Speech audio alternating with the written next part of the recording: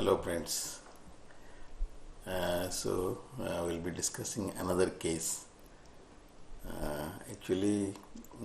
This case I shared with HHF platform when Dr. Milindra Rao's birthday celebration was going on. Actually, the credit of making this video goes to Dr. Bhavin, because just after the lecture is over, he just sent me a message in WhatsApp that, sir, actually the discussion of the remedy should be a bit expansive so that we can understand in a better way. So I thought of exploring this remedy, because this was just I prescribed a few years back. Immediately I thought I should study about the medicine and discuss with you, because in HHF platform there are few people who listen to me. This video will be shared by so many people and they can take the advantage of understanding the remedy and applying it in their clinic. So the case is a case of depression. ऐसा हुआ, एक मेरे बहुत पुराने patient है, वो मेरे को एक दिन फ़ोन किया उन्होंने कि भैया एक मेरा दोस्त है जो कि हमारे एरिया का one of the most reputed real estate builder है, तो उनको अचानक he went into depression for 2-4 महीना हो गया और काफ़ी दवाई लिया उन्होंने पर आराम नहीं हुआ, उससे कुछ फ़र्क नहीं पड़ा, बल्कि धीरे धीरे उनकी डिप्रेशन बढ़ते गया और साथ साथ में खाना वाना भी कम हो गया और ऑफिस आना बंद कर दिया, घर में भी वो बात करना बंद कर दिया. तो क्योंकि ये एडमिन इनके जो दोस्त थे मेरे से काफ़ी दिनों से दवाई ले रहे थे, तो उन्होंने बोला यार आप थोड़ा देख लो, क्योंकि मेरे साथ काफ़ी क्लोज, क्योंकि लास्ट 10-12 साल से दवाई ले रहे हैं. तो मैंने सोचा जनरली क्या होता है कि डिप्रेशन के केसेस में पेशेंट्स सिम्टम्स बहुत कम देते हैं, क्योंकि दे डोंट टॉक मच. तो जितनी आपको इन्फॉर्मेशन बाहर से मिल जाए उतना बढ़िया है. और डिप्रेशन के केसेस में कभी कभी घर वाले भी थोड़ा सा कॉम्प्रोमाइज़ मोड में जाते हैं, क्योंकि कोई ना कोई इंसिडेंट होता है जिसकी वजह से घर का ही आसपास का इंसिडेंट होता है जिसकी वजह से घर वाले मतलब पेशेंट जो है डिप्रेशन में जाता है और घर वाले शेयर करना नहीं चाहते.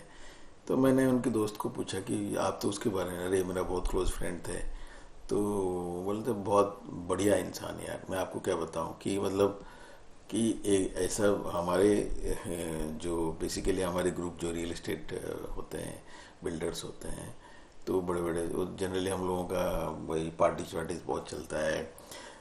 कहीं ना कहीं हम लोगों में थोड़ी बहुत तो आपको पता है कि उल्टा सीधा काम करते हैं हम लोग. पर ये अकेला मैंने इस इंसान को देखा है कि ये कभी भी ही नेवर टचेस लिकर, और कोई भी काम गलत तरीके से उसने आज तक नहीं करा. चाहे अपना लॉस हो, लेकिन अगर टाइम पे देना है लोगों को फ्लैट से तो ये ज़रूर देगा, चाहे कहीं से लोन में ले, कैसे भी करे. और मतलब इसके अंदर जैसे जो स्ट्रेंथ है वो भी बहुत ज़्यादा है. इसलिए स्ट्रेंथ है, ये नहीं कि बॉडी में एनर्जी ज़्यादा, मतलब पावर ज़्यादा, एनर्जी ज़्यादा, ये बहुत मोटा, ऐसे नहीं है. मतलब मेंटल स्ट्रेंथ बहुत है.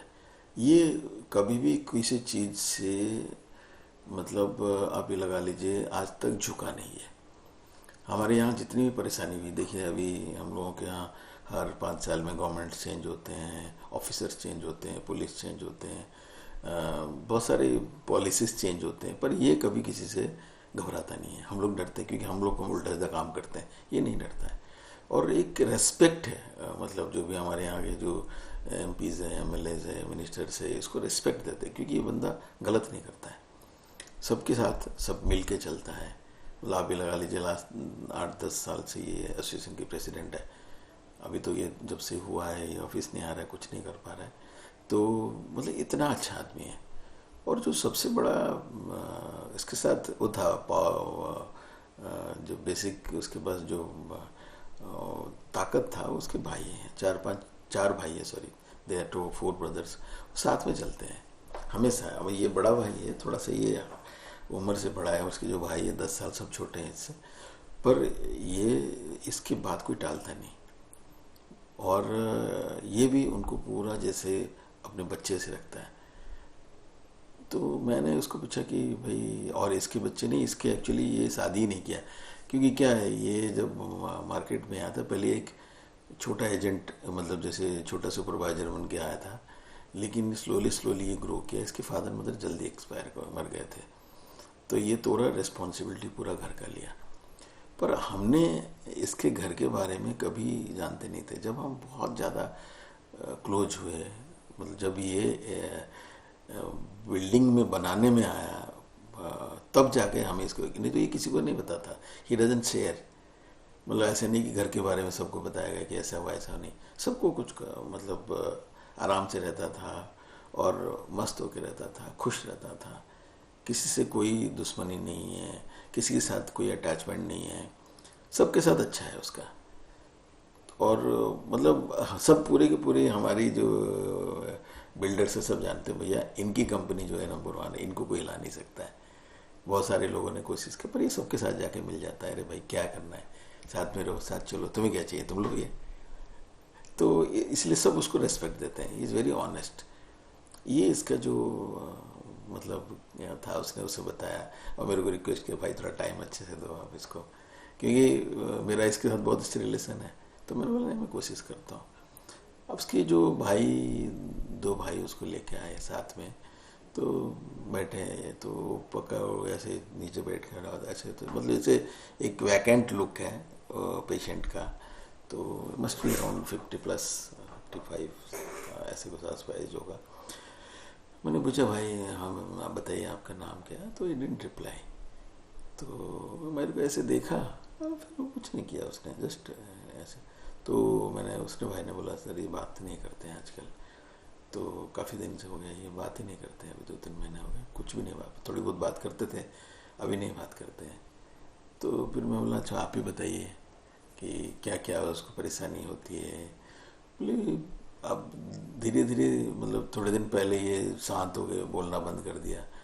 अब हमने जाके साइकियाट्रिस्ट को बताया कि ऐसे ऐसे हो गया, डॉक्टर को दिखाया तो उन्होंने साइकियाट्रिस्ट को रेफर किया, तो उन्होंने दवाई दिया, पर स्लोली स्लोली दवाई खाने से भी कुछ फ़र्क नहीं हुआ। तो जो थोड़ी बहुत बात करते वो भी बंद करा था, जो थोड़ी बहुत बाहर जाते थे वो भी बंद कर दिया उन्होंने। अब कम्प्लीटली उन्होंने बाहर जाना ही बंद कर दिया। अब जैसे बच्चे हैं, हम तीनों भाई हैं, हमारे बच्चे हैं, तो जैसे इनके कमरे में जाते हैं, पहले ये थोड़ा सा खेलते थे, अब वो खेलना भी बंद कर दिया उन्होंने। और कभी कभार थोड़ा बहुत मूड होता है तो इंटरेक्ट कर लेते हैं, पर कभी अच्छे से खेलते नहीं हैं, कितना भी बोल दो खेलते हैं। और हम लोग उनको कितना भी मतलब रिक्वेस्ट करते हैं कि भाई आप क्या हो गया, बताओ, मन में क्या बात चल रही है, कुछ नहीं बोलते हैं, बस शांत पता नहीं, कुछ नहीं, ऐसे बोलते हैं। तो मैंने बोला, भाई और थोड़ा बताइए उनके बारे में। तो उन्होंने बोला कि देखिए सर, हम 4 भाई हैं और ये सबसे बड़े हैं।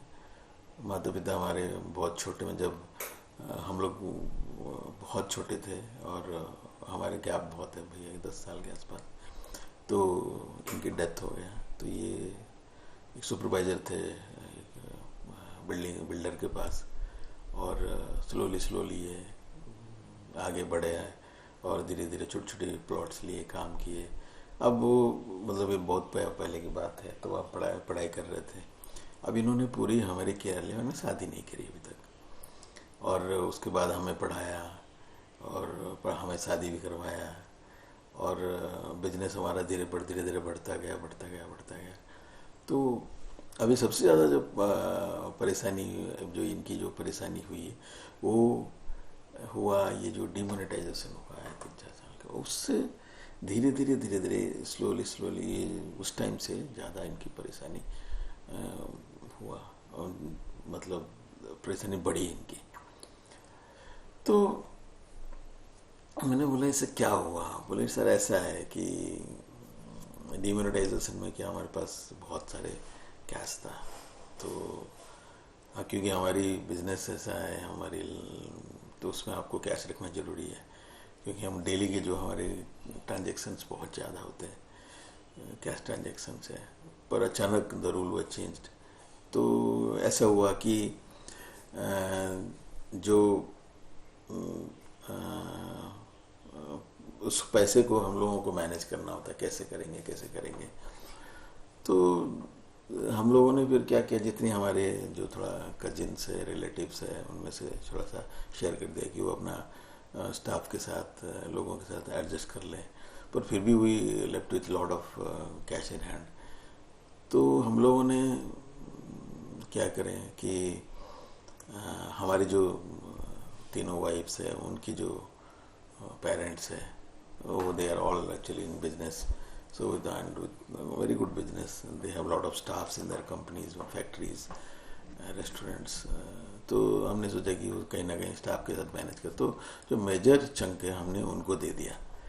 तो कि भाई भैया को पूछा, भैया बोले ठीक है भाई पैसा एडजस्ट कर लो, पर ये कि जब हमें ज़रूरत पड़ेगा उनको बोलिएगा हमें दे दें। तो ये हमने मेजर जो पैसे हमने उनको दे दिया। तो अब ये सब दे दिया हमने, तो ठीक है। अभी उसको डिमोनेटाइजेशन के बाद भी 1 साल तक तो ये सब चलता रहा, ये ठीक ठाक रहा। 1 साल के बाद फिर धीरे धीरे मतलब गाड़ी पटरी में आया, and we started again taking projects. तो भैया का ऐसा होता था कि उनका जो तरीका होता था कि ये होता था कि भाई काम जो है ना, वह परफेक्ट काम होता था, कि कभी भी ऐसा नहीं कि किसी भी चीज़ में कॉम्प्रोमाइज़ करे। और ये हर चीज़ में ऐसा है, लोगों के साथ बिहेवियर भी उनका ऐसा होता था, मतलब इतनी परफेक्ट होता था कि भाई इवन जो गुंडे लोग हैं तो भी इनको डरते थे, क्योंकि वो पता ये गलत काम करेगा नहीं। तो everybody has a good relationship है। तो जब ये नया शुरू किया तो सब लोगों ने बोला अरे अभी आप जब शुरू करोगे, अभी नया आपको इतने पैसे, बोले नहीं अभी पैसे वैसे मैनेज हो जाएगा, कोई चीज़ चिंता नहीं है। और हम लोगों का ऐसा नेचर है कि हम इतने बड़े हो गए, लेकिन अभी भी जैसे मतलब कभी भी भैया के साथ हमेशा देते थे हम। इन्होंने ऐसे कोई बात, क्योंकि हम लोगों के माँ बाप थे वो, कि बचपन हम जब छोटे थे तो हमारे पेरेंट्स गुजर गए थे, and this person didn't marry because of अस।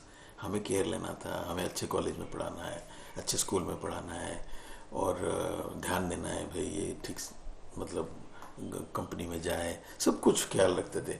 कभी ऐसा नहीं होता था कि भाई हमारे, तो हमें पता है कि हमारे लिए क्या है, हमारे लिए अपने माँ बाप से बड़े थे। तो पर यह, और हमारी ऐसे क्या उसको बोलते हैं कि जो ज़रूरतें हैं, ऐसा नहीं कि आज तक उन्होंने कि नहीं किया। मेरा छोटा भाई है, अभी 1-1.5 साल पहले उसने ये जिद किया कि भाई मेरे को बिटल का स्पोर्ट्स कार चाहिए, जबकि काफ़ी कॉस्टली है।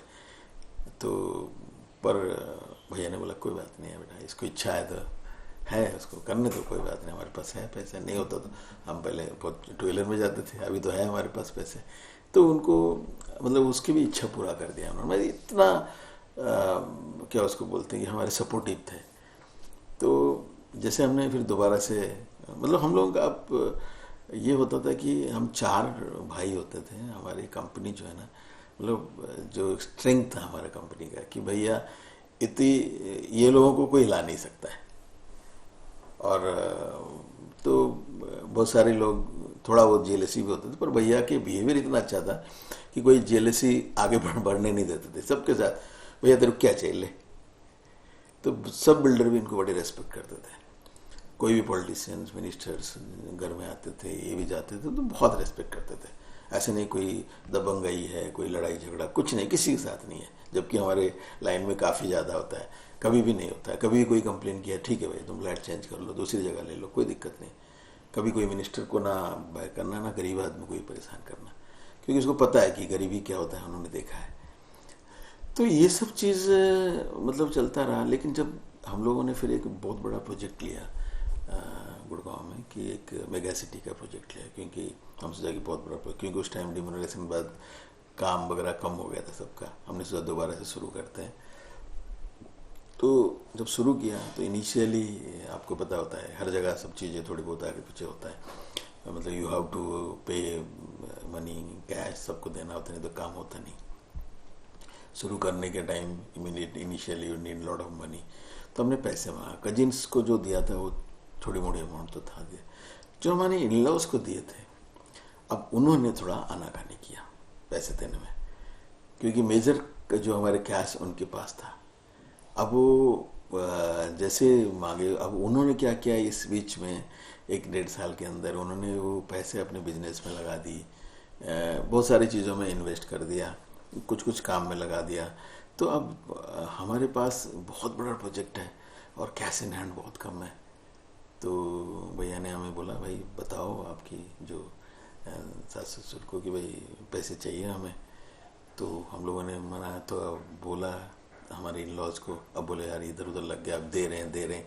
तो it took around 6 months, project हमारा डिले हो रहा है।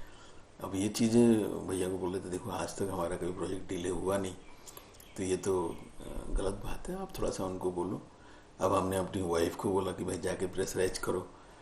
अब वो इन द मीन टाइम क्या हुआ, अब जब घर वाले वाइफ भी गए तो अब उन्होंने कहीं ना कहीं, उनके पास पैसे तो है नहीं। अब जैसे हमने इंसिस्ट किया, वो हमारे अंदर भी लड़ाई झगड़ा शुरू हो गया वाइफ और हस्बैंड में। अब ये काफ़ी दिन चलता रहा, 1-2 महीने चलता रहा।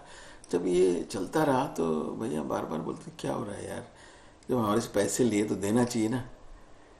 तो ही इवन कॉल्ड देम, पर वो कहीं ना कहीं वो टालते रहे कि यार है नहीं। अब वो झगड़ा तो करते नहीं, कभी नहीं आज तक किए उन्होंने। अब ये चीज़ होता गया तो धीरे धीरे एक दिन देखा कि प्रोजेक्ट, फिर क्या हुआ, प्रोजेक्ट डिले होना शुरू हो गया, क्योंकि कैश इन हैंड है ही नहीं हमारे पास, जो था हमने खर्चा कर दिया। अब स्लोली भैया ना थोड़ा सा शांत होने लग गए। और जो बंदा इतने एक्टिव था, मतलब कोई भी प्रोजेक्ट होता था ऐसे लग जाते थे ना जैसे मतलब 25 साल का नौजवान है। और अब वो उन्होंने देखा कि काम हो नहीं पा रहा है, 1 महीना 2 महीना कैश आ नहीं रहा है। और हमें अगर बोलते हैं तो हमें भी जोर से नहीं बोल सकते हैं, क्योंकि हमारी वाइफ हमें डांट देते थे और घर में लड़ाई हो जाता था। इवन ऐसा होता था कि वाइफ को, हमारी बीवियों को लगता था कि भाई ये आदमी बहुत इंटरफेयर कर रहा है।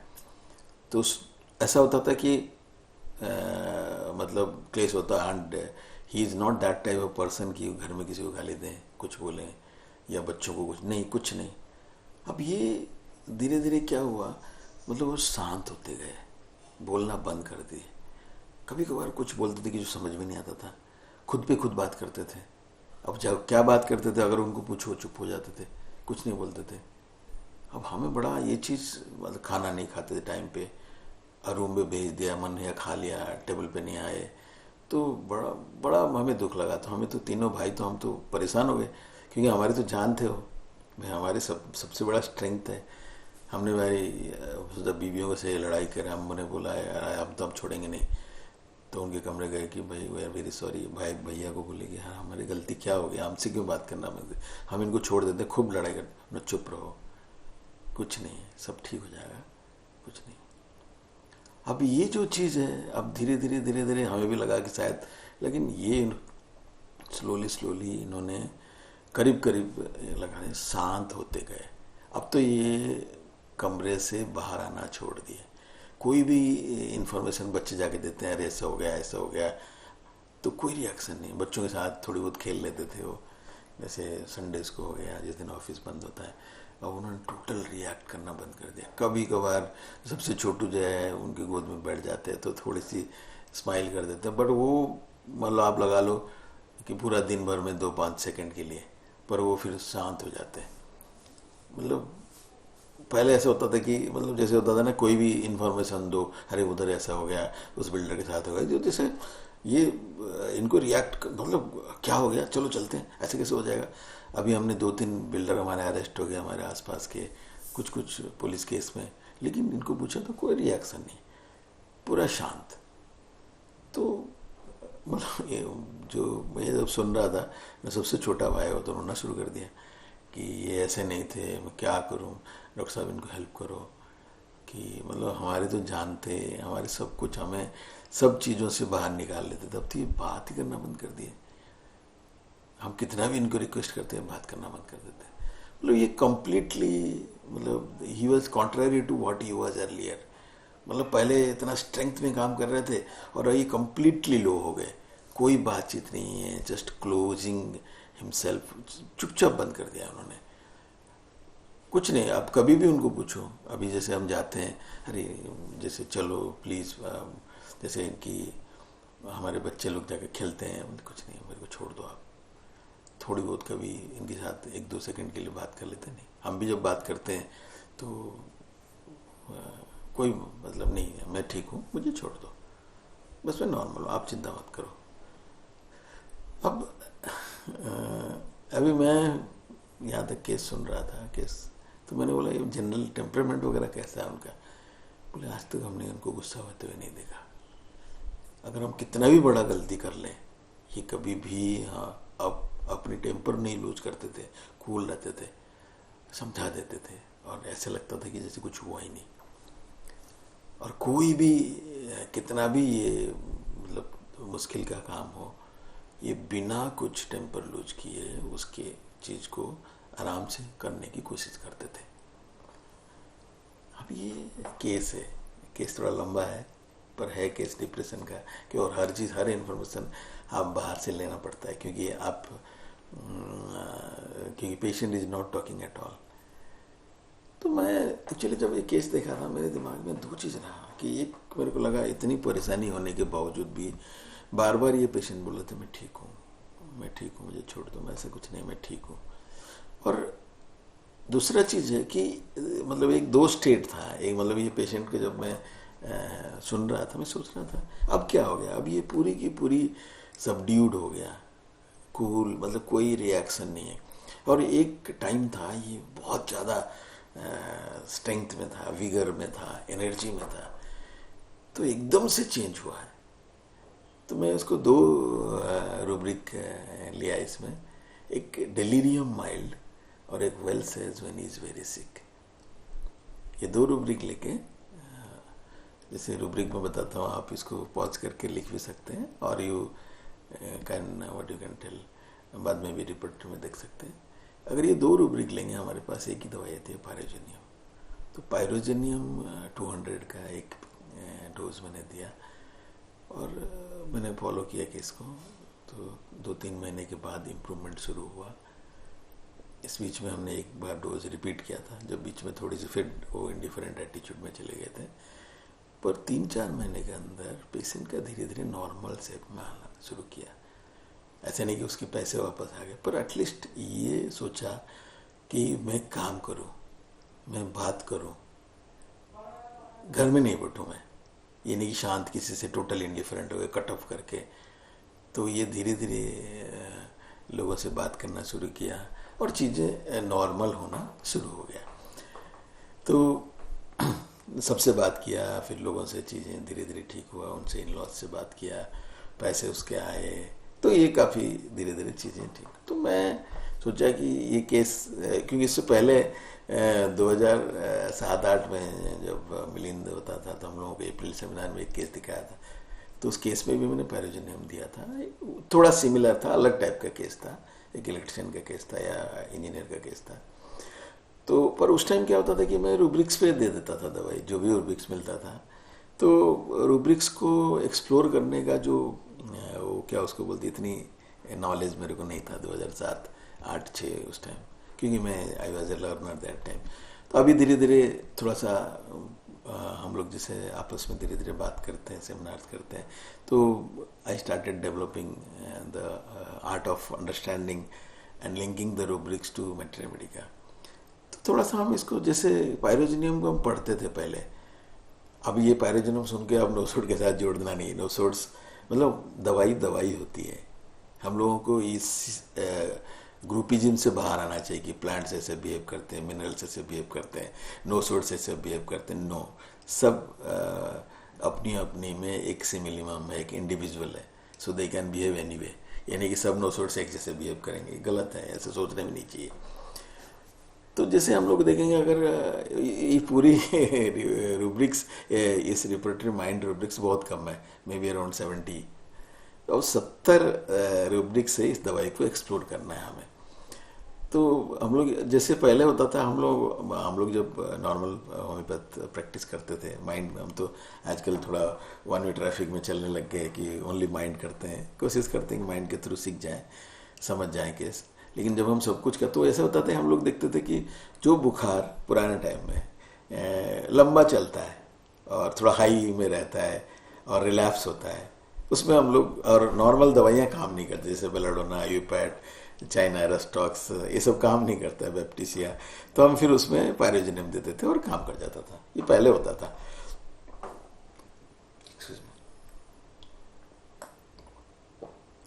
तो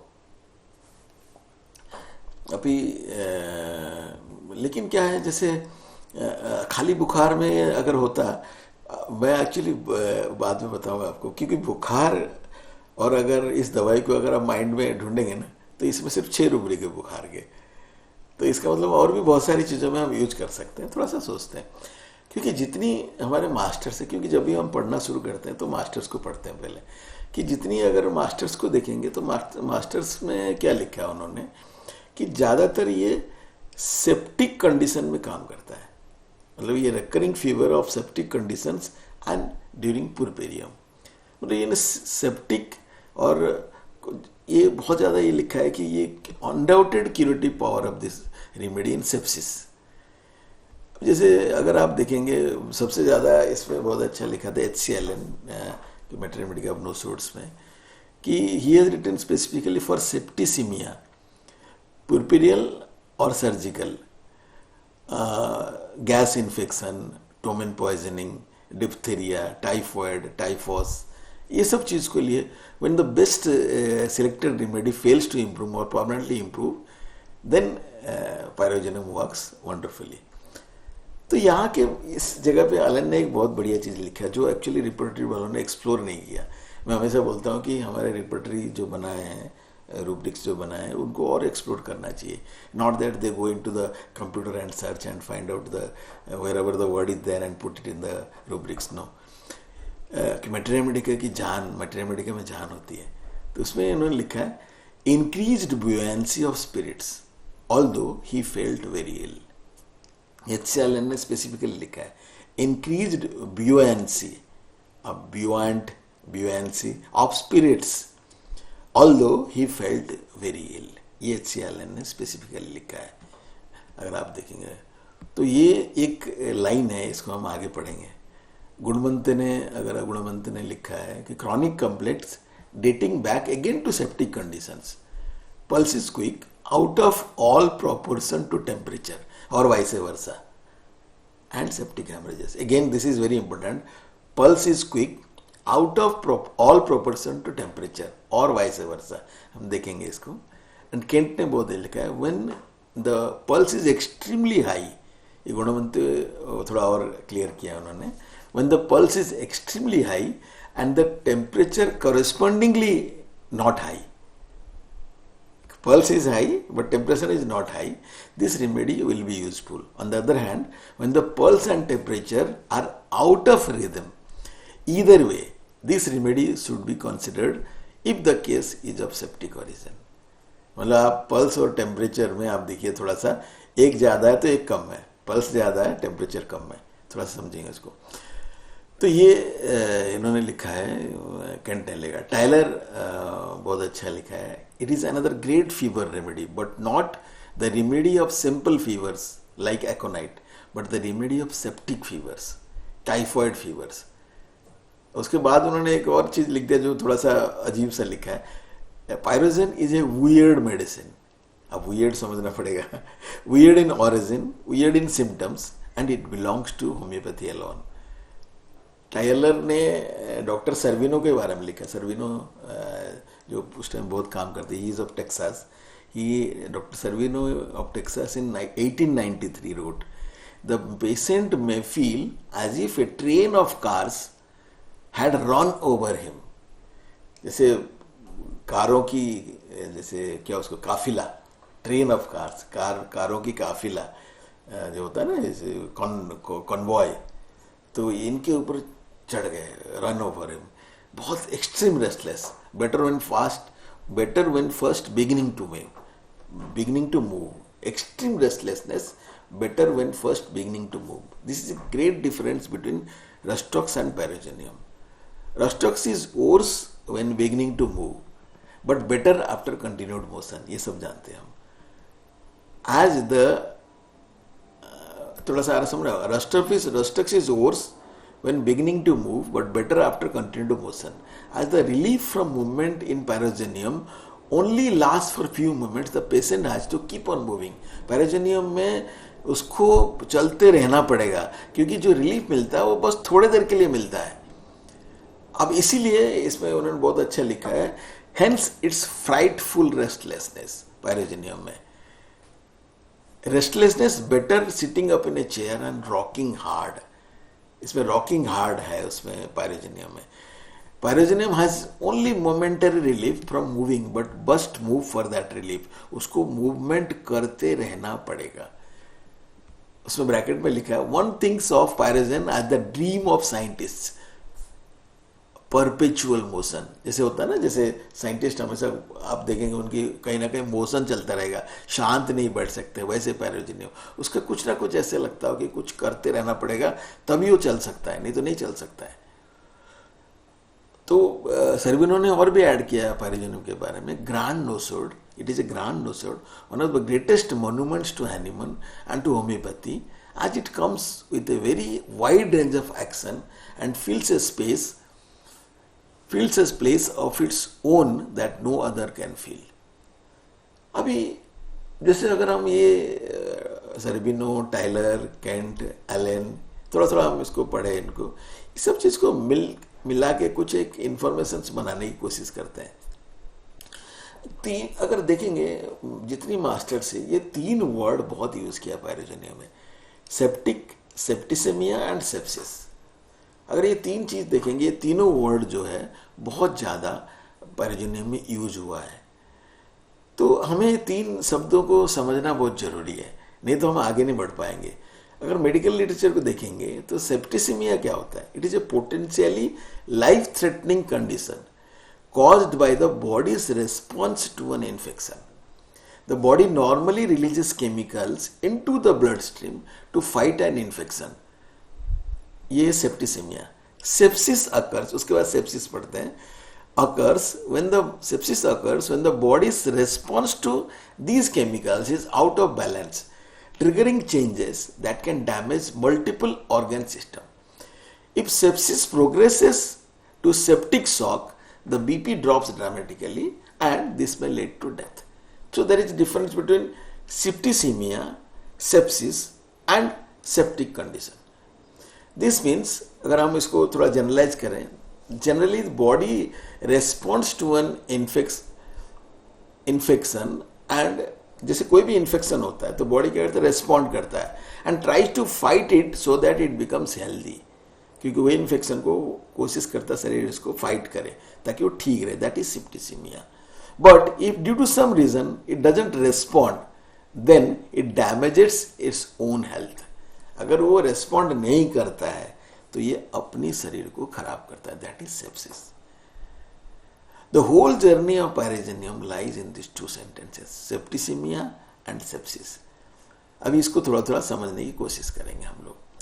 अगर मैं आपको बता रहा था कि पूरी की पूरी अगर आप देखेंगे पैरोजेनियम का जो माइंड सेक्शन में, अगर फीवर के सब रूब्रिक में जाएंगे तो हमारे पास जो रूब्रिक है डेल्यूजन, सीइंग डबल, एक बहुत बढ़िया रूब्रिक है फीवर का, आप देख लीजिए.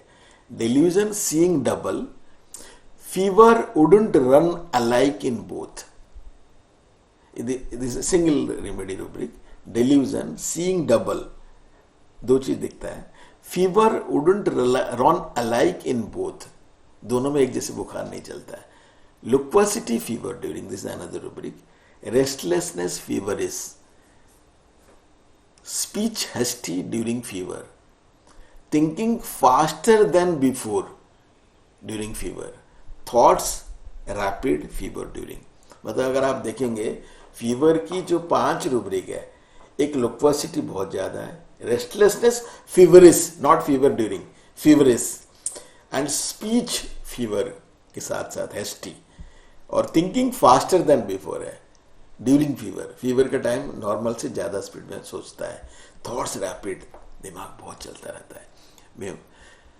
तो आप समझ रहे हैं इसको, मतलब 6 में से एक डिल्यूजन है। और सब चीज में क्या होता है कि दिमाग जो है, दिमाग, शरीर, हर चीज है ना नॉर्मल से फास्ट चलता है इसका। और आप अगर देखेंगे इस पूरी, जैसे क्या होता है, जैसे हम लोग देखते हैं बेलाडोना देखिए, एकोनाइट देखिए, रेस्टॉक्स देखिए, इसमें क्या होता है ना कि कहीं ना कहीं फीवर के दौरान थोड़ा सा और चीज़ें बढ़ जाती है। जैसे क्या हो, जैसे इरिटेबिलिटी किसी का बढ़ जाता है, somebody goes to the delirium, somebody has lot of delusions during fever, somebody becomes impatient, somebody goes to mood repulsive, anger, ये सब बुखार में होता है, वायलेंस, ये सब बुखार में होता है।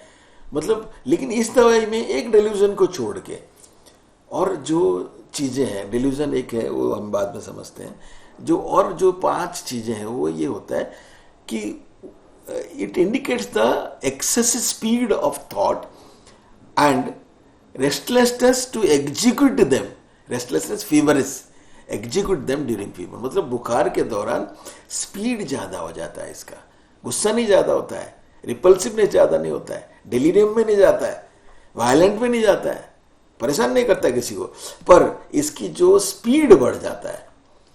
दिस मीन्स ये बीमारी के दौरान ये जो बुखार होता है इस दौरान ये परेशान नहीं होता है, क्योंकि परेशान में क्या होता है, जो रिएक्शंस है, यहाँ परेशानी होती है, जैसे सैडनेस हो गया, कोई भी रिएक्शंस है वो परेशानी हो गया, रिएक्टिव हो गया, गुस्सा हो गया, अब्यूजिव हो गया, डिलीरियम हो गया। पर ये क्या करता है, अगर इसकी 5 रूब्रिक देखेंगे, ये नॉर्मल से ज़्यादा, it works with more vigour during fever.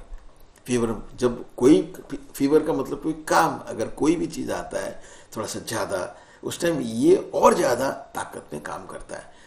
तो अगर आप देखेंगे फीवर का मतलब क्या है, मेटाफोरिकली आप देखेंगे तो this is a state of heightened और इंटेंस इमोशनल एक्टिविटी, इमोशन और एक्टिविटी, स्टेट ऑफ हाइटेंड और इंटेंस इमोशन और एक्टिविटी, मतलब इसमें इमोशन भी ज़्यादा होता है और साथ में एक्टिविटी भी ज़्यादा होता है, ये फीवर का है। और अगर इस केस को देखेंगे, अगर इमोशन की बात, हाइटेंड इमोशन और एक एक्टिविटी, तो अगर इमोशन की बात इस दवाई के लिए हम करेंगे तो to my surprise we don't have any emotional rubrics in this remedy, like we don't have love, we don't have affection, we don't have sadness, we don't have grief, we don't have anguish, even it doesn't have any attachment, it doesn't say cheerful. What you can tell, what is cheerful? To show that you are happy, खुश रहते हो, कहीं ना कहीं emotionally आप बहुत खुश हो।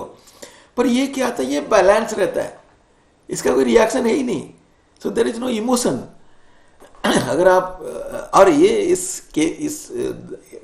कभी कभी मैं सोचता हूँ, जैसे ये इतनी कम रूब्रिक में दवाई को कितना समझे, बहुत मुश्किल होता है उस रेमेडी को समझना, उस इंडिविजुअल का समझना जिसमें रूब्रिक्स कम है, क्योंकि रूब्रिक्स मतलब एक्सप्रेशंस, जब एक्सप्रेशन कम हो जाता है इंसान की इंडिविजुअल को समझना बहुत, इसीलिए ये दवाइयाँ कम पाया जाता है।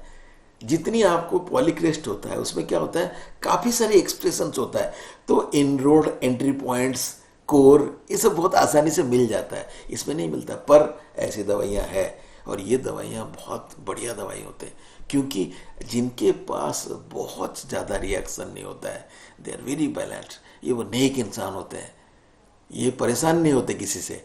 आप जितनी दवाइयाँ देखिए, इंक्लूडिंग ओपीएम, इंक्लूडिंग आप अगर देखें cannabis indica, they have lot of expressions, तो कहीं ना कहीं वो दिक्कत में जाते हैं, परेशान होते हैं। थोड़ा सा आप समझ लेंगे। अब आप देखिए ना, इस दवाई में कोई ईगो नहीं है और कोई ये सेल्फिश भी नहीं है। This remedy is not in the rubric business, nor it has any ambition. Or more to add to that, it doesn't stay in the rubric content or bliss or trance. कुछ नहीं है, मतलब उस state में भी नहीं जाता है, मतलब नॉर्मल इंसान है। क्योंकि ये चलो ठीक है, ओपीएम है, पहले इंडिफरेंट से वो कंप्लीट कंटेंट में चला जाता है, ये छोड़ दो यार सब कुछ, और पहले क्या फियर होता है, क्या होगा क्या होगा, अब चला जाता है। कैनबिस इंडिका ऊपर ही रहता है, वो कंटेंट ब्लिस ट्रांस में रहता है, नीचे दिखता ही नहीं। ऐसा नहीं है, ये उसी स्टेट में रहता है, एक बैलेंस स्टेट में रहता है, वहां से बाहर नहीं निकलता है। आप समझ रहे हैं, क्योंकि कोई इमोशनल आउटबर्स्ट, रिएक्शन या अटैचमेंट है ही नहीं इसके अंदर। तो अगर हम इतनी ज़्यादा नहीं रहते हैं तो हम क्या सोचते हैं, एक इंसान को, एक प्लेन इंसान है, बहुत सीधा इंसान है, कोई hidden agenda, doesn't have any hidden agenda, मतलब जैसे जिंदगी आता है वैसे जीता है, कोई डर नहीं है, किसी के लिए कोई हेट्रेड नहीं है, सबके साथ चलना है। आपने देखा इसका, सबके साथ चलता है, किसी के मिस्टेक को रिएक्ट नहीं करता है।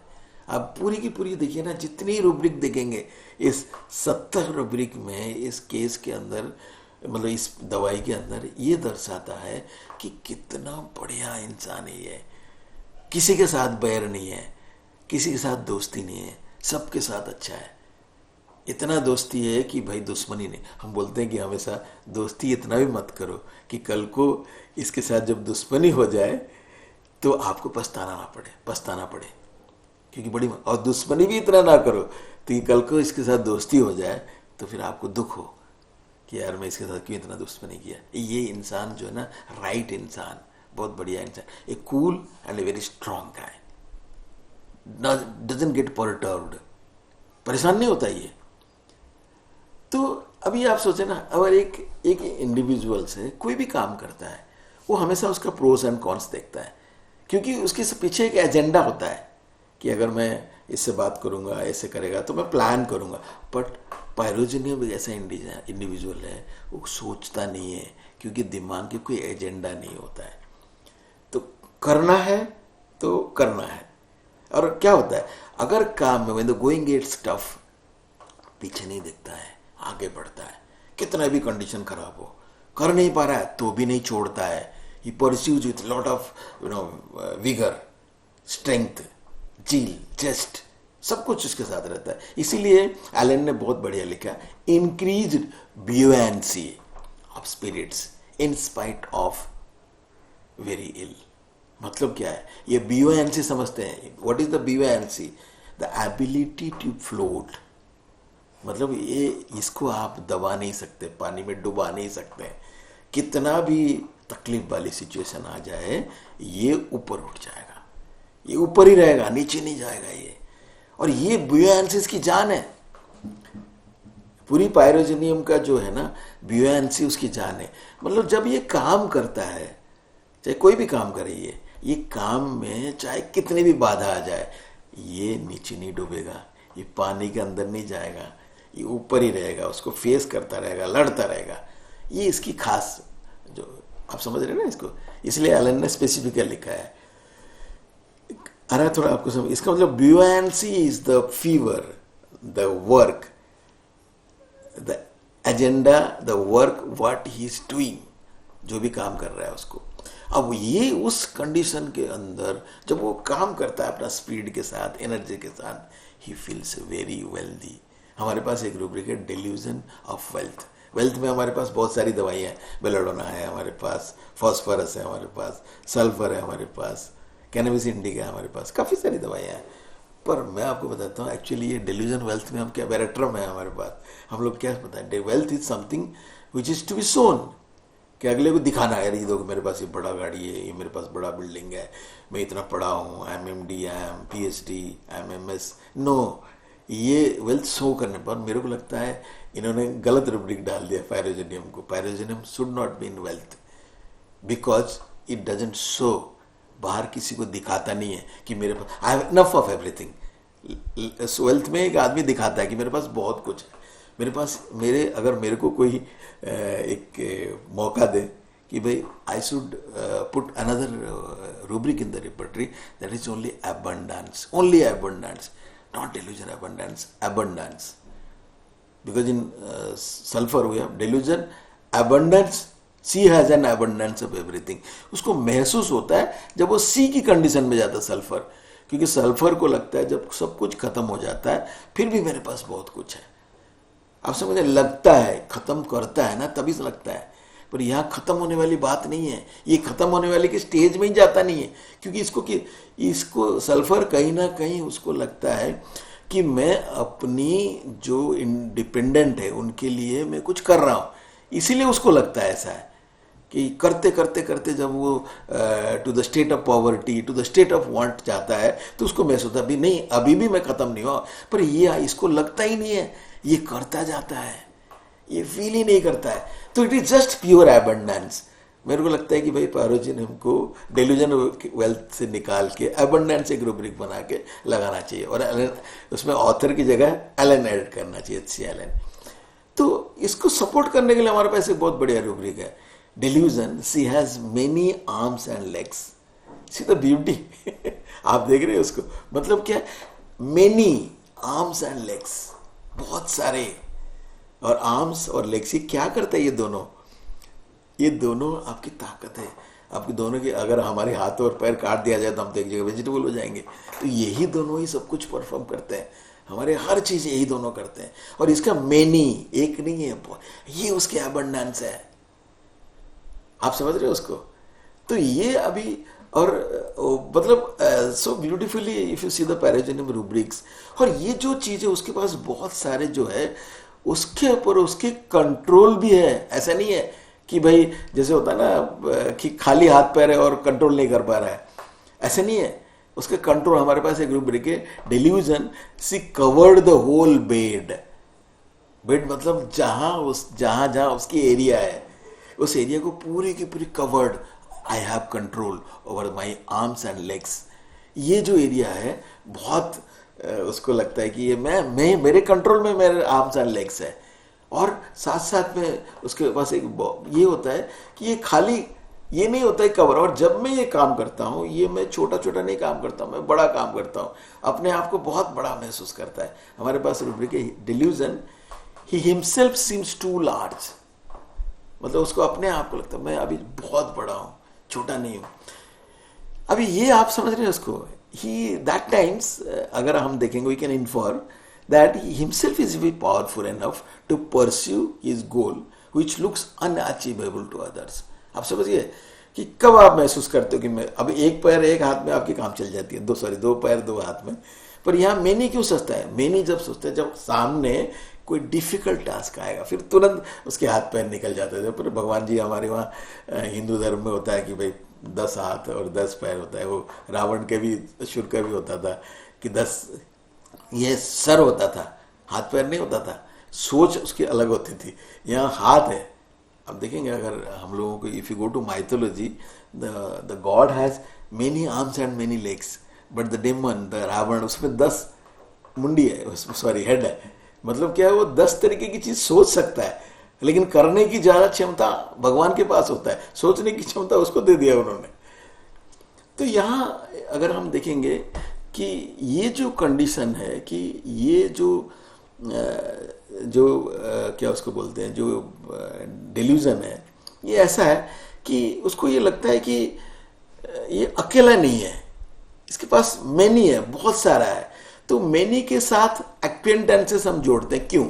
उसका ऐसा ये, क्योंकि जब आप, एक और रूब्रिक है इसका, अगर खाली मेनी आर्म्स मेनी लेग्स देंगे कि मेरा हो सकता है, आई कैन परफॉर्म, तो एक रूब्रिक हमारे साथ आता है इसके साथ, delusion being double, fever wouldn't run alike in both. Fever का एक और रूब्रिक मैंने बताया था डेल्यूजन में, जो 5 रूब्रिक थे वो स्ट्रेंथ की था, और एक था ये वाला रूब्रिक है डेल्यूजन बीइंग डबल। यहां कहीं लगता है वो अकेला नहीं, 2 है।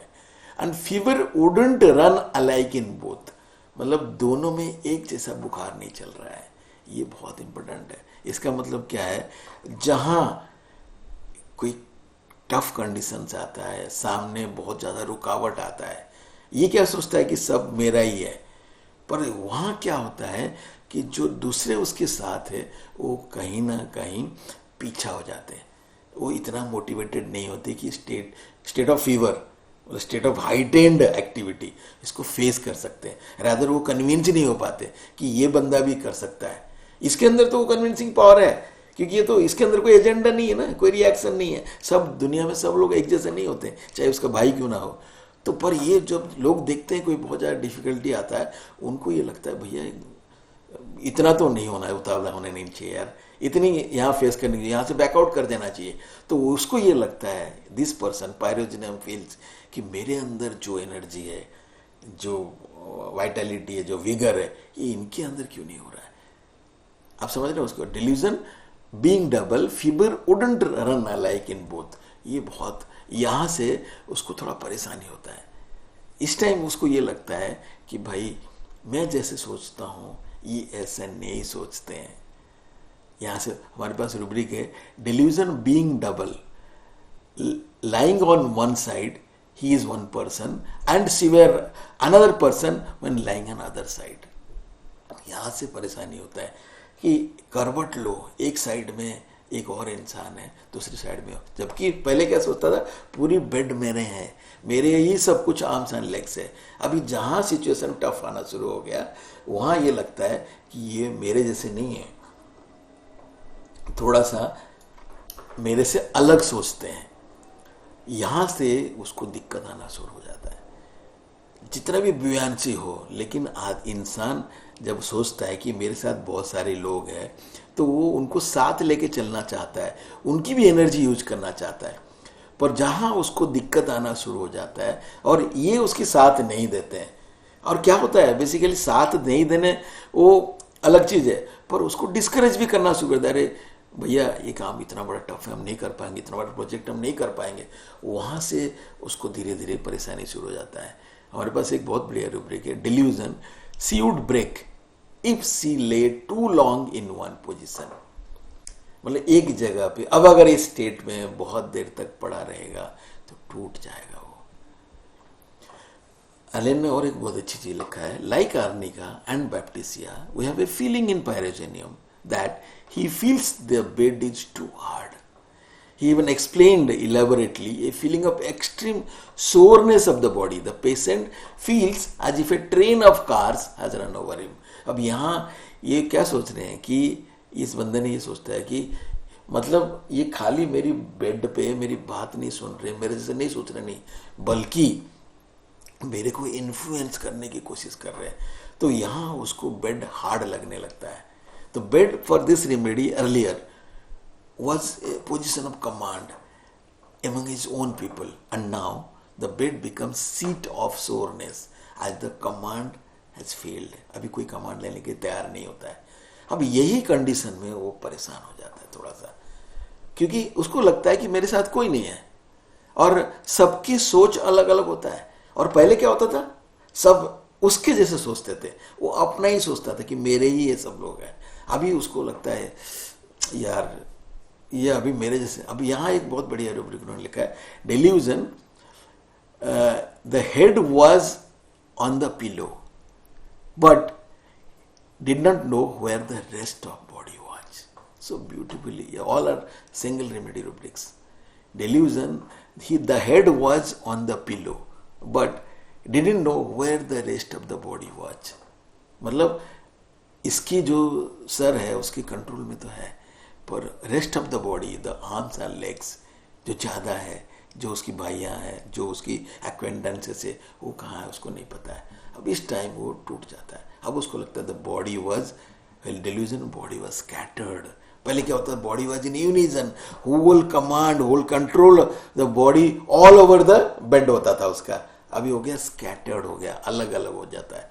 अब ये सबको कोशिश करता है, अरे भाई सुन लो मेरी बात, कि हम लोग साथ में रहेंगे तो काम कर लेंगे, कोई कुछ नहीं होगा, लेकिन कोई सब उसको मतलब ये सब कोशिश करता है कि यार नहीं मेरे साथ आ जाओ, सब काम करेंगे। हमारे पास एक बहुत बढ़िया रूब्रिक है, delusion body was scattered about, he tossed about to get the pieces together. मतलब ये देख के उसको लगता है, ये टॉस्ट मतलब क्या होता है, what is tossing, up and down. यार कोशिश करता है, एक शांति से नहीं बैठ सकता है, ऊपर नीचे होता है कि भाई किस तरीके से वो टॉस करके सबको इकट्ठे कर ले। Is it clear? The rubric is very nice. Delusion body was scattered about, he tossed about to get the pieces together. और पर आपको पता है कि एक आदमी जब इसके जैसे एनर्जी नहीं है उसके अंदर, इसके जैसे मोटिवेशन उसके अंदर नहीं है, तो वो उसके साथ नहीं चलेगा। उस कंडीशन में फिर उसको कहीं ना कहीं फील होना शुरू होता है कि यार मैंने अपने आप को कहीं गलत तो नहीं आंक लिया, मतलब कैलकुलेट तो नहीं करिया। हमारे पास एक रूब्रिक है, delusion to the erroneous state of his body. यहाँ से परेशान होता है, बड़ा एंग्जियस हो जाता है, ही बिकम्स अनईजी, क्योंकि वो क्राइसिस में पहली बार उसको लगता है कि कुछ करना चाहिए। वहाँ restlessness, anxious, restlessness heat during and see heat and fever this a different thing है. हीट में हाइटेंड एक्टिविटी. एक्चुअली आप अगर फीवर देखेंगे ना, एक होता है ना जोश होता है, जहाँ कुछ बहुत बड़ा आपके सामने एक प्रोजेक्ट आएगा कि मेरे को करना ही है. हीट मतलब क्या होता है, थोड़ा ऊपर हो गया, वार्म से थोड़ा ऊपर हो गया कि उस टाइम करना है, जैसे हीट ऑफ द मोमेंट होता है. But fever is a process and restlessness fever is है, बहुत ज़्यादा ताकत लेके काम करना शुरू करता है. थोड़ा this is something different type of remedy. आपको बहुत what you can tell seriously समझना पड़ेगा, क्योंकि इसमें ऐसा होता है कि आप अगर देखेंगे ना कि फीवर के दौरान इस दवाई में एक डिल्यूजन तो है, पर कोई डेलीरियम नहीं है. बहुत सारी दवाइयों में डेलीरियम है. अगर आप देखेंगे, you see the remedies, there are so many fever remedies जिसमें डेलीरियम है. इसमें डेलीरियम नहीं है. इसका मतलब थोड़ा समझने की कोशिश करिए क्यों नहीं है. क्योंकि डेलीरियम का मतलब क्या है, विच इंडिकेट्स दैट, ये इसमें डेलीरियम नहीं है, था मतलब क्या है, which indicates that this person never loses his mind. वो हिलता नहीं है. डेलीरियम में आदमी हिल जाता है, डिरेल हो जाता है, पटरी से हट जाता है. ये fever during the state of heightened activity but fights with the state no matter what the state is.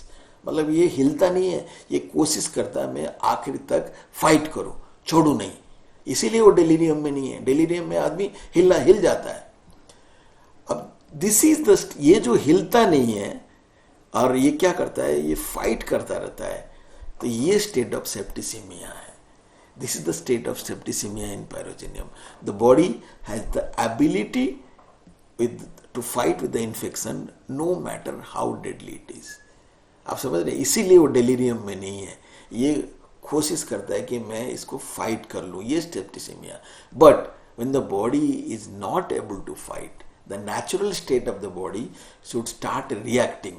जब यहाँ से फाइट करता है, जब नहीं कर पाता है, जब सिचुएशन बहुत स्ट्रांग होता है, जब उसके एक्वेंटेंसेस उसके साथ नहीं देखता है, जब उसको लगता है कि सब कुछ स्कैटर्ड है, उस कंडीशन में the natural state of the body to start reacting to the environment which would have helped the body to fight with more vigour. यही हमारी नॉर्मल जो है स्टेट ऑफ ह्यूमन बीइंग होना चाहिए. अगर कहीं हमें दिक्कत हो रहा है, हमें रिएक्ट करना जरूरी है. पर यहाँ प्रॉब्लम क्या होता है, ये रिएक्ट करता नहीं है. आप समझ में, ये जब आप अगर बोलेंगे नहीं तो आपके पास कैसे आएगा आदमी, नहीं आएगा ना. उसको पता ही नहीं चलेगा, क्योंकि वो ऑलरेडी वो आपको डिस्करेज करके चला जा चुका है और आप आगे कुछ बोल ही नहीं रहे. अब यहाँ ये फिर भी यहाँ नीचे नहीं होता है, ये कोशिश करता है इस स्टेट से मैं कैसे बाहर जाऊंगा इसमें. तो इसमें बहुत बढ़िया बोनिंगसन रिपोर्टर में एक रूब्रिक है, rocking impulse to and rocking ameliorates. It is not rocking desire. Actually, we should add this rubric in our repertory. We have rocking desire. Rocking desire में क्या होता है कि मेरे को कोई रॉक करे. मैं तो ऐसे बैठा हूँ, मेरे को कोई थोड़ा पीछे से एक धक्का दे ताकि मैं रॉक करूँ. पर यहाँ रॉकिंग इम्पल्स, मैं खुद करूँ इम्पल्स, क्योंकि मैं ऐसे स्टेट में फंस गया हूँ कि मैं रिएक्ट नहीं कर पा रहा हूँ. तो मैं अंदर से ऐसे कुछ हो ताकि मैं कुछ ना कुछ इस सिचुएशन से, तो थोड़ी बहुत रॉकिंग में उसको आराम होता है. यही हो सकता है. आप अगर आप देखेंगे जो हमारे पास पहले लिखा हुआ था कि इसको जो रेस्टलेसनेस है, ये बैठ नहीं सकता है, तो ये कुछ करने की कोशिश करता है, he has to move himself. तो यहाँ ये क्या करता है, ये फिर कोशिश करता है. ये जो रॉकिंग हार्ड वाली, ये कोर कोशिश करना है. तो यहाँ बहुत सारा उसने कोशिश करता है. तो he puts a lot of hard work to fight the crisis. कि यार मैं, जबकि उसके पास कोई सपोर्ट बाहर से नहीं है. वो सोचता है कि यार, क्योंकि उसको ये लगता है कि इस सिचुएशन से बाहर जाने के लिए उसको बहुत कोशिश करना पड़ेगा, और वो ये कोशिश करता रहता है, सरेंडर करता नहीं है. नहीं, मेरे को करना है, पर बाहर से कोई हेल्प नहीं मिलता है. तो ये जो कोशिश में उसको लगता है कि नहीं, ये कोशिश में कामयाब नहीं है, क्योंकि जितनी एनर्जी वो धीरे धीरे खत्म हो रहा है, बल्कि सपोर्ट सिस्टम उसकी जवाब दे रहे हैं. We have a very good rubric to support this. That is, delusion, nails of toes are flying off. आप समझ में उसको, नेल क्या होता है. अभी the nails are supporting toes. क्या करता है nails? To become stronger. Nail हमारे टोज को सपोर्ट करता है स्ट्रांग करने के लिए। बहुत सारे काम जो खाली टोज नहीं कर सकता है, नेल के थ्रू हम उसको सपोर्ट देके कर लेते हैं, लेकिन यहाँ ये लगता है कि इसकी जो कंप्लीट बॉडी की एनर्जी है वो खत्म हो रहा है, क्योंकि बॉडी अपने आप को सपोर्ट नहीं कर पा रहा है। Every energy is going to drain out. अब ये यहाँ बहुत कोशिश करता है, लेकिन कोई सॉल्यूशन, हमारे पास रूब्रिक है restlessness, tossing about in bed, बहुत कोशिश करता है लेकिन कोई सॉल्यूशन मिलता नहीं है।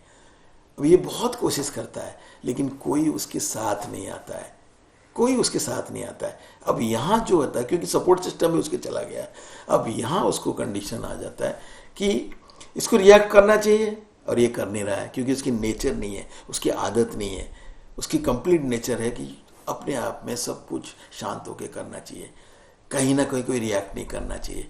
तो he neither react to the environment nor he can fight alone to the situation, the crisis.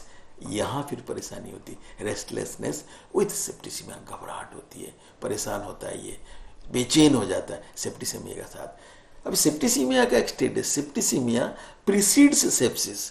Septicaemia sepsis से पहले आता है। In septicaemia what happens, the bacteria enters into the blood stream causing blood poisoning, but हमारे अगर immune system response is very good, it will stop triggering to the level of sepsis, क्योंकि हमारी immunity अगर अच्छा है तो वो sepsis को रोक सकता है। पर यहाँ कोई इस स्टेट में क्या होता है, अगर कोई नॉर्मल इंडिविजुअल होता है तो ये रिएक्ट करता है, या तो एनवायरनमेंट को कंट्रोल करता है कि मेरे साथ चलो, या कहीं ना कहीं एक रिएक्ट करता है, रिक्वेस्ट करता है लोगों से, आओ मुझे मदद करो ताकि हम साथ में इसको फाइट करेंगे। पर ये ऐसे करता नहीं, नेदर ही रिएक्ट नॉर ही रिक्वेस्ट।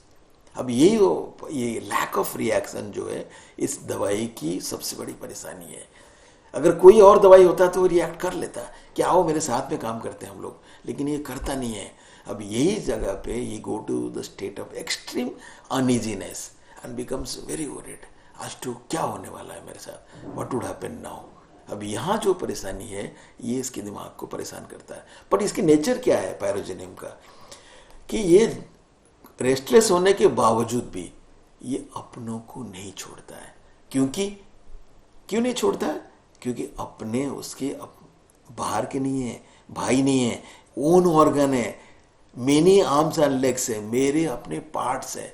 तो ये इतनी रेस्टलेस होने के बावजूद भी ये छोड़ता किसी को नहीं है, परेशान हो जाता है लेकिन छोड़ता नहीं। हमारे पास एक डिलीरियम है इस रूब्रिक का, डिलीरियम ऑन क्लोजिंग आइज।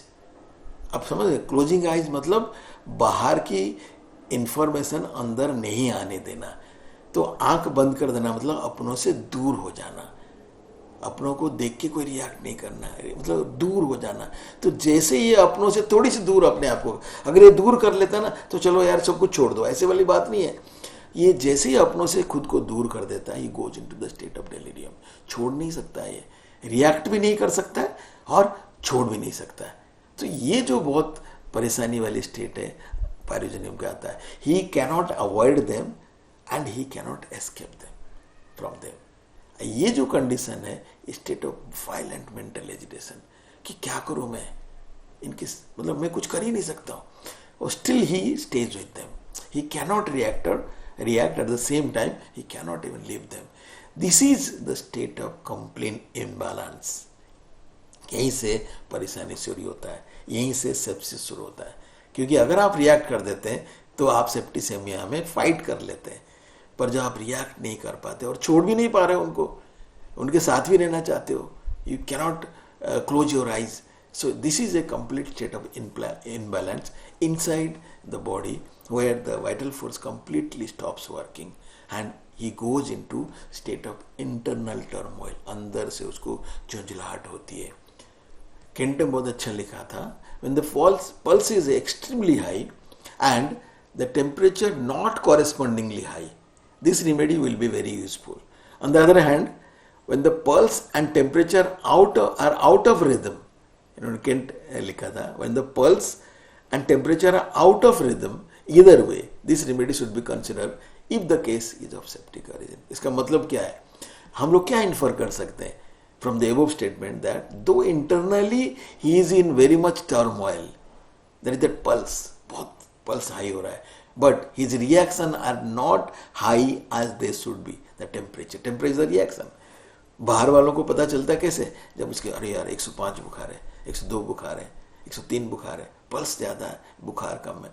बाहर रिएक्शन नहीं है, अंदर पल्स ज़्यादा है, रिएक्शन कम है. यहाँ फिर डेलीरियम, क्योंकि ये जो डेलीरियम है पायरोजेनियम का, ये completely internal, there is no reaction. Generally delirium में क्या होता है, पर्सन गोज इनटू वायलेंस, क्या कर दिया यार, गेट आउट फ्रॉम हियर, मतलब उसकी नॉर्मल स्टेट से बाहर डिरेल हो जाता है. You just get out, I don't want to see you further, इतना गुस्सा हो जाता है डेलीरियम में. पर यहाँ अंदर होता है, रिएक्शन तो है ही नहीं ना, तो ये अंदर शांत चुप हो जाता है. It goes to the state of completely isolating himself from the outside world. That is the delirium of pyrogenium. No expression, कोई एक्सप्रेशन नहीं, इंटरनल डेलीरियम. ये इसलिए हम बोलते हैं कि डेलीरियम माइल्ड है, सब कुछ इंटरनल, बाहर कुछ रिएक्शन नहीं है. माइल्ड का ऑपोजिट स्ट्रांग होता है, तो वहां रिएक्शन होता है. यहाँ कंप्लीटली इंटरनल हो गया, और जैसे जैसे आप अंदर को कूदते रहते हो कोई रिएक्शन नहीं होता है. अंदर आपके अंदर बहुत सारी बातें चलती रहती है, तो धीरे धीरे सड़न शुरू होता है. He rots from inside to the state of non expression. अंदर बहुत ज्यादा सड़ रहा है, लेकिन बाहर निकाल नहीं पा रहा है, वो सडन बाहर को नहीं पता चलता है.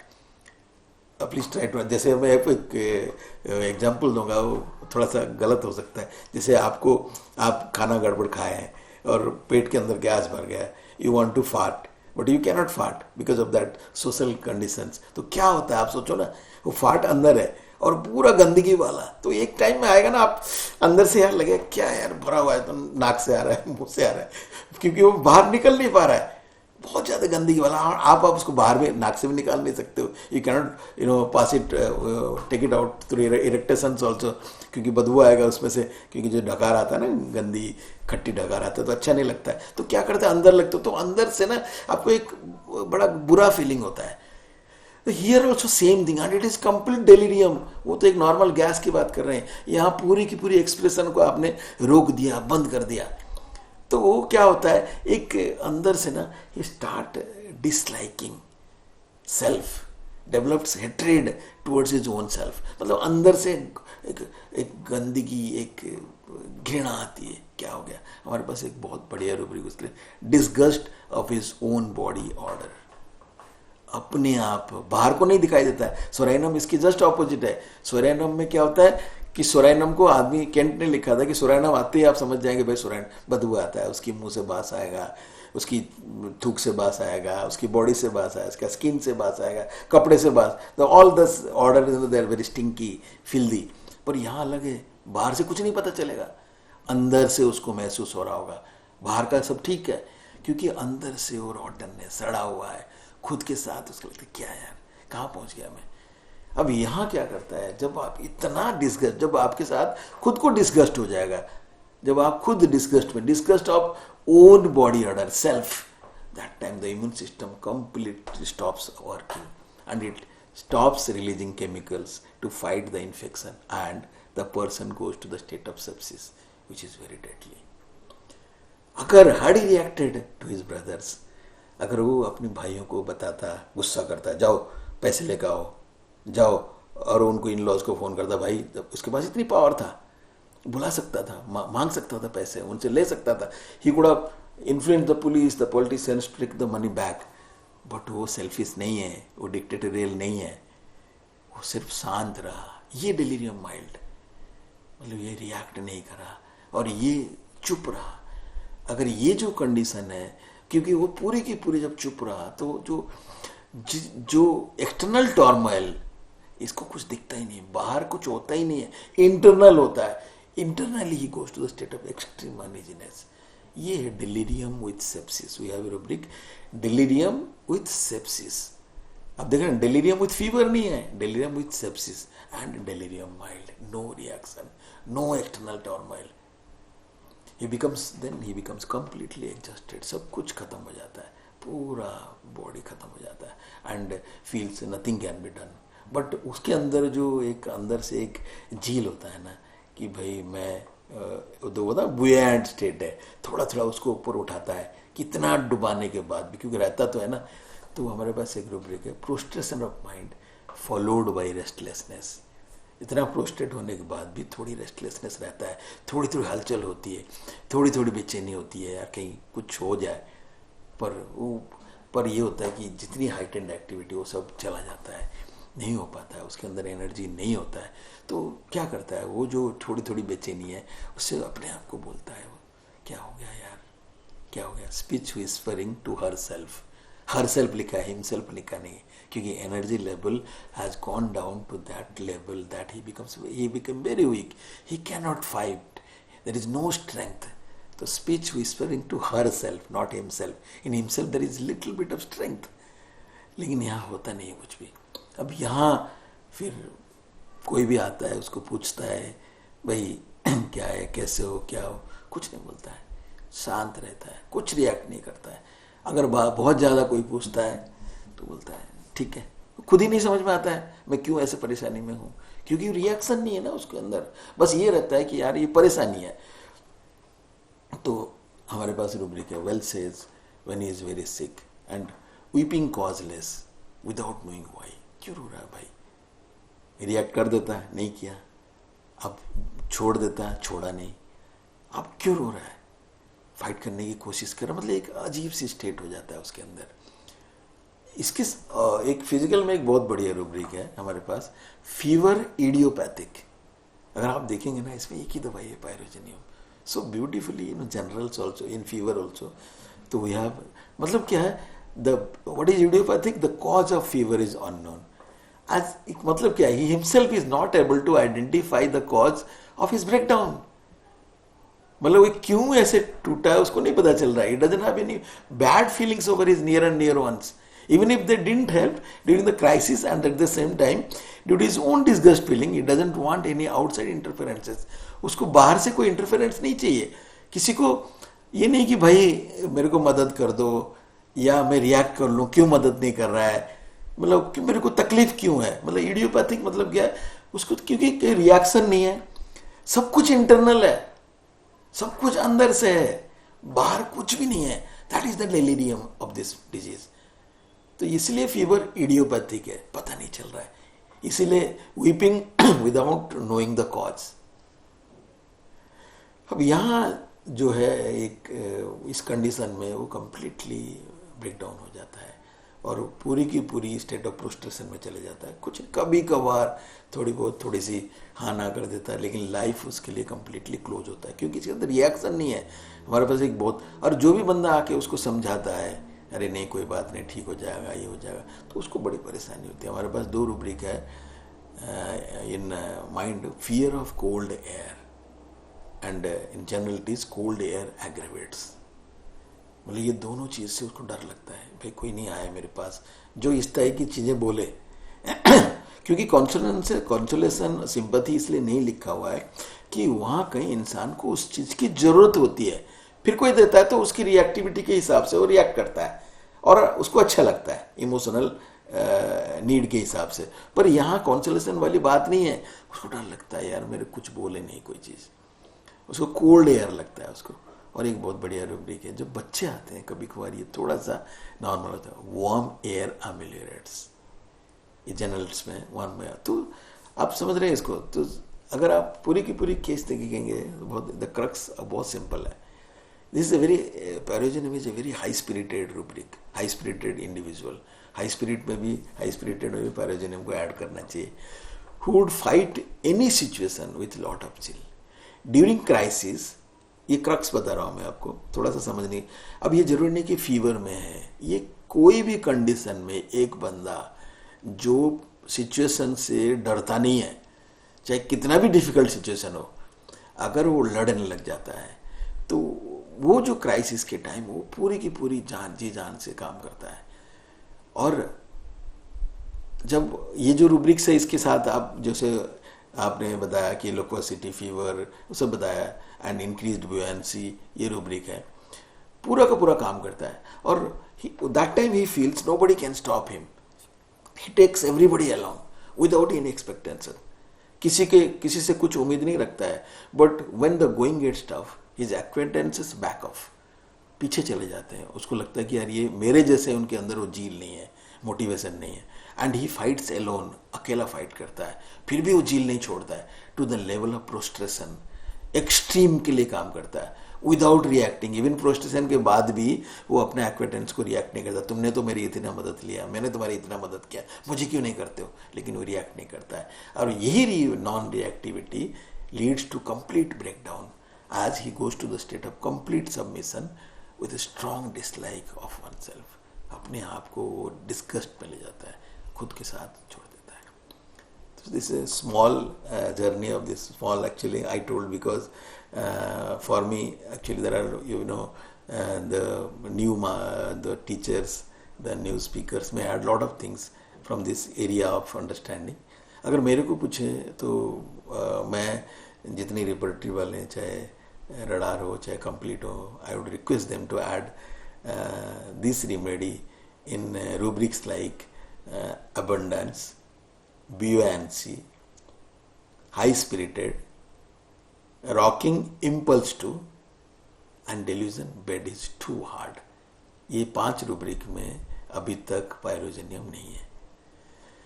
So thank you so much, and if there is any difficulty you can ask me in the comment box. I'll try to respond to your query.